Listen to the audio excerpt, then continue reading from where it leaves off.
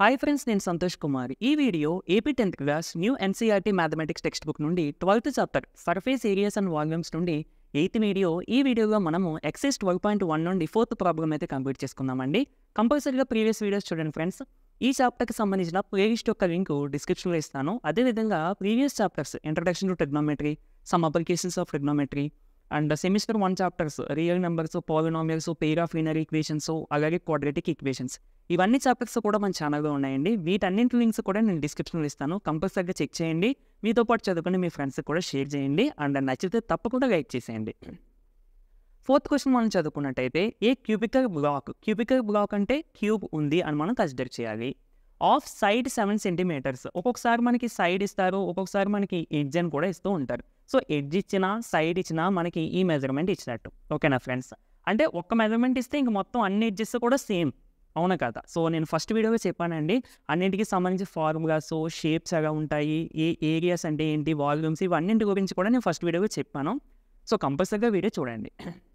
సరే, a cubical block of side 7 centimetres is surmounted లేదా mounted అనే వర్డ్ మీకు ఎక్కడైనా కనిపిస్తే దాని అర్థం ఒక ఆబ్జెక్ట్ పైన ఇంకొకటి ఉంది అన్నట్టు మాట.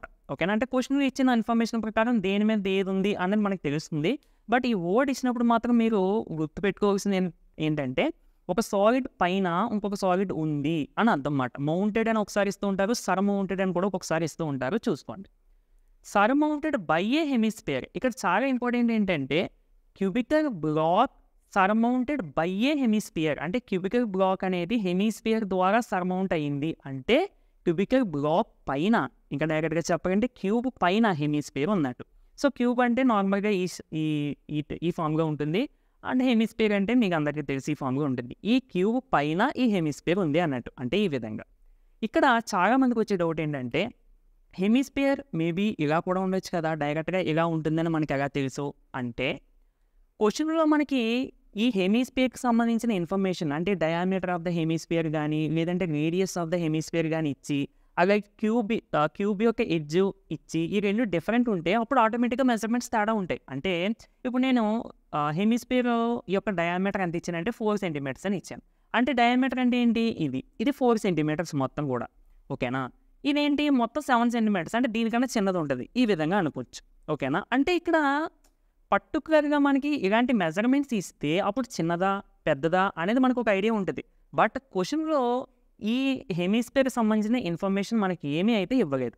సో ఇలాంటి ఇన్ఫర్మేషన్ ఏమీ ఇవ్వలేనప్పుడు మనం ఎలా కన్సిడర్ చేస్తామంటే, క్యూబ్ యొక్క ఎడ్జ్కి ఈ డయామీటర్ కోయిన్సైడ్ అయ్యేలాగా మనం తీసుకుంటాం అన్నమాట. అంటే ఎగ్జాక్ట్గా ఈ ఎడ్జ్ అండ్ దీని యొక్క డయామీటర్ సమానంగా ఉండేలా తీసుకుంటాము. ఓకేనా ఫ్రెండ్స్? ఇది గుర్తుపెట్టుకోండి, చాలా important. Next, what is the greatest diameter for the hemisphere can have. అంటే హెమిస్ఫియర్కి డయామీటర్ ఎక్కువ అంటే మ్యాక్సిమం ఎంత ఉండొచ్చు అని అడుగుతున్నారు. ఇక్కడ ఇలా క్వశ్చన్ అడగడం గల కారణం ఏంటంటే, హెమిస్ఫియర్ యొక్క డయామీటరు కరెక్ట్గా 7 ఉండాలా, లేదంటే ఇంకా తక్కువ ఉండొచ్చా, లేదంటే ఇంకా ఎక్కువ ఉండొచ్చా అనేది అక్కడ మనకి క్వశ్చనింగ్.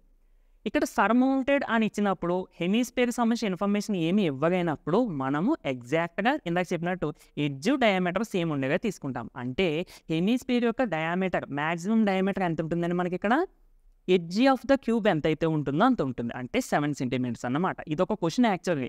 సో దీని ఆన్సర్ డైరెక్ట్గా మనం 7 సెంటీమీటర్స్ అని రాసేస్తాము.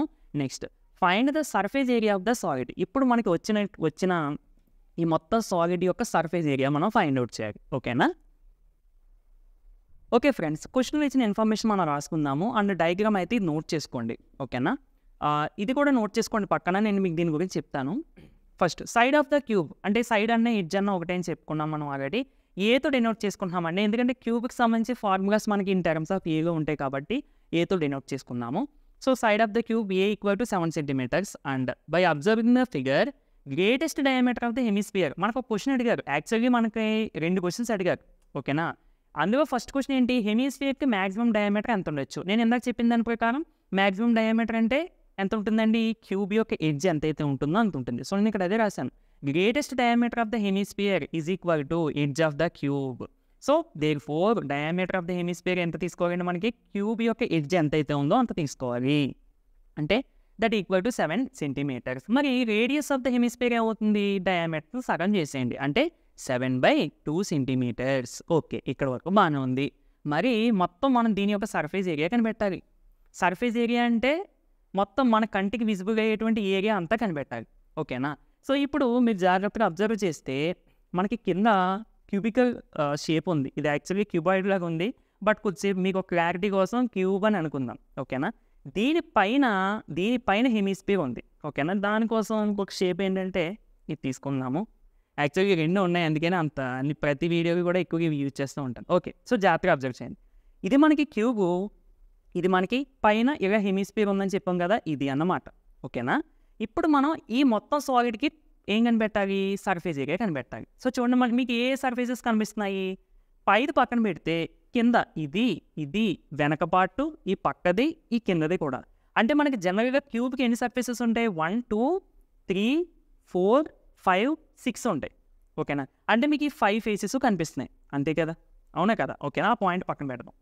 ఇక పైకి వచ్చేస్తే ఈ విధంగా మీకు చూస్తే, ఓకేనండి, మీరు ఈ విధంగా అబ్జర్వ్ చేస్తే, ఓకేనా, ఈ పక్కన కూడా కొంత స్పేస్ కనిపిస్తుంది. ఓకేనా? ఆ డయాగ్రామ్ నేను ఇక్కడ వేసాను. ఓకేనా? దాంతో పాటుగా ఈ సర్ఫేస్ ఏది? హెమిస్పియర్ యొక్క సర్ఫేస్ అంటే ఇది. మీకు పైనుంచి చూస్తే కనబడేది ఇది. బట్ ఇక్కడ అబ్జర్వ్ చేయాల్సింది ఏంటంటే, మీకు పైనుంచి చూస్తే ఈ ఎడ్జెస్ మాత్రమే, అంటే ఈ కొంత పార్ట్ మాత్రమే కనబడుతుంది. ఏరియా మొత్తం కనబడట్లేదు. అంటే ఈ సర్ఫేస్ అంతా ఇలా కనిపించట్లేదు కదా, ఎందుకంటే షేప్గా అడ్డొచ్చేస్తుంది. ఓకేనా? అంటే మీకు ఏం చేయాలి? క్యూబ్కి ఈ 5 సర్ఫేసెస్ ఏరియా కట్టాలి. అదేంటి విడిగా కట్టడం ఎలా కడతామంటే, మీకు ఫస్ట్ ఏం చేద్దామంటే, మనము క్యూబ్ ఉంది కదండి, ఈ క్యూబ్కి సంబంధించి టీఎస్ఏ కట్టేద్దాం. టీఎస్ఏ అంటే ఏంటి?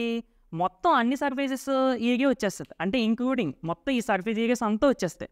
ఓకేనా? అదేంటి మరి మనకి పైన అంతా అవసరం లేదు కదా అంటే, ఫస్ట్ అది కడదాం, ఆ తర్వాత మరి సపరేట్ చేద్దాం. అండ్ తర్వాత టీఎస్ఏ కనిపెట్టేసిన తర్వాత ఇంకొకటి మనం ఏం కనిపెడదాము అంటే, పైన ఈ సర్ఫేస్ ఉంది కదండి, మరి ఈ హెమిస్పియరికల్ సర్ఫేస్ దీని ఏరియా కూడా కనిపెట్టాలి. మనకి పైనుంచి చూస్తే అదే కనబడుతుంది. అవునా? అంటే అది కూడా కనిపెట్టాలి. ఓన్లీ కర్వ్డ్ సర్ఫేస్ ఏరియా కనిపించేది మనకి. అంటే మనం డైరెక్ట్గా హెమిస్పియర్ యొక్క సిఎస్ఏ కూడా కట్టాలి. ఈ రెండింటిని యాడ్ చేయాలి. ఓకేనా? అండ్ ఇందులో నుండి సబ్ట్రాక్ట్ చేయాల్సిన పాయింట్ ఒకటి ఉంది. ఏంటది అంటే, చూడండి, మనం ఇందాక టీఎస్ఏ కనిపెట్టేసాం. టీఎస్ఏ అంటే ఇంక్లూడింగ్ దిస్ ఫేస్. ఓకేనా? సమ్ ఆఫ్ ద ఏరియాస్, అంటే ఈ 5 ఫేసెస్ యొక్క ఏరియాస్తో పాటు ఈ 6th ఫేస్ ఏరియా అంతా కూడా కట్టేస్తున్నాం. అండ్ దాంతోపాటుగా ఈ హెమిస్పియర్ కర్వ్డ్ సర్ఫేస్ ఏరియా కూడా కనిపెట్టేస్తున్నాం. కానీ ఇక్కడ మీరు అబ్జర్వ్ చేస్తే మనకి ఈ హెమిస్పియర్ సర్ఫేస్ మాత్రమే కనబడుతుంది. అంతేగాని ఈ బేస్ పార్ట్ అంటే ఈ సర్కిల్ షేప్లో ఉండేది మనకి కనిపించదు. అంటే ఎగ్జాంపుల్కి డయాగ్రామ్ ప్రకారం మీరు అబ్జర్వ్ చేస్తే, మీకు పైనుంచి చూస్తే ఈ విధంగా కదండి కనిపిస్తుంది. ఇందులో మీకు కనిపించేది ఏది అంటే, నేను కనిపించేది షేర్ చేస్తున్నాను చూడండి, ఇది మాత్రమే మీకు కనిపిస్తుంది. ఎందుకని? మన హెమిస్పియర్ ఎత్తుగా ఉంటుంది. అవునా కదా? అంటే ఎగ్జాంపుల్కి చూడండి, హెమిస్పియర్ ఎత్తుగా ఉంటుంది. అంటే మీకు కనబడేది ఇదే. కానీ మరి టీఎస్ఏలో మనం ఏం చేస్తాం? ఈ మొత్తం ఏరియా కనిపెట్టేస్తాం. మనకి ఈ పార్ట్ కనిపించట్లేదు. ఏ పార్ట్ కనిపించట్లేదు? ఈ సిలిండ్రికల్ ప్లేస్ అయిన పార్ట్, అంటే ఈ రౌండ్ పార్ట్ మనకి కనిపించట్లేదు ఈ విధంగా ఉన్నట్టు. అంటే మనం ఏం చేసేయాలి? ఈ రౌండ్ పార్ట్ తీసేయాలి, ఎందుకంటే అది కనబడదు కాబట్టి. అంటే ఈ రౌండ్ పార్ట్ అంటే ఏంటంటే, it is nothing but circle. ఇందులో నుండి ఏరియా ఆఫ్ ద సర్కిల్ ఇది తీసేయాలి, ఏరియా ఆఫ్ ద సర్కిల్ అన్నమాట. ఓకే, ఇంకా చెప్పాలంటే base of the hemisphere base అంటే మనకి చూస్తే సర్కిల్ షేప్లోనే కదండి ఉంటుంది. అవునా కదా? సో దీని యొక్క ఏరియా తీసేస్తే సరిపోతుంది. ఓకేనా ఫ్రెండ్స్? ఇప్పుడు అదే రాస్తాను చూడండి. ఓకే ఫ్రెండ్స్, సో ఇక్కడ చూడండి, మనకి మెయిన్ పాయింట్ ఇది.